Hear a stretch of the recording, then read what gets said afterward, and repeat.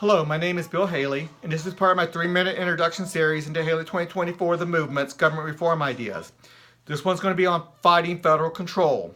Taking control from the federal government, bringing it back to the states. The federal government has overreached over the years, especially since about 100 years ago. They started really growing in power, taking a lot of state power.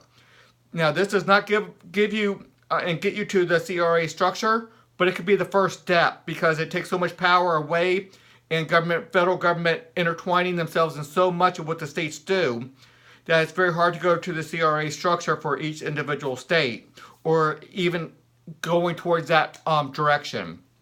So first we want to take the power away from the federal government, bringing it back to the states. So let's go over this one. I have a 3-minute introduction to each of the 12 reforms, and this is a proposed amendment. This is the 8th one. Treaties need to be approved by 75% of the states. Full stop. We're done. That's the amendment. Treaties become constitutional. They have the authority of the Constitution. There's a treaty clause in the Constitution, and when treaties are signed by the Senate, approved by the Senate, they become Constitution-level law. We should not do that. The states made the Constitution.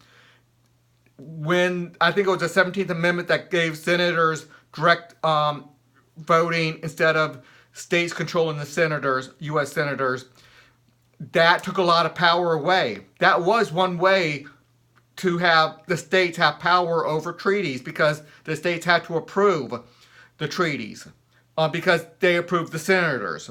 But that went away. We need a way to have much more stringent rules on what can be part of the Constitution, and treaties become part of the Constitution. So let's go over some of the notes I have here. This is an additional step.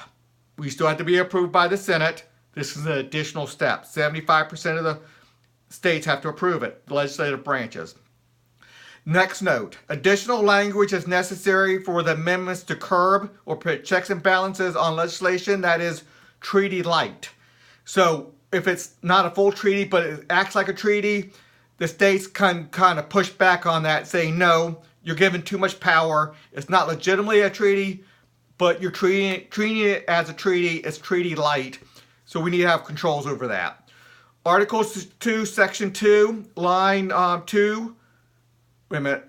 Article 2, Section 2, line 2 treaties can dramatically change the U.S. Constitution. Okay. I already went over that. It changes the Constitution.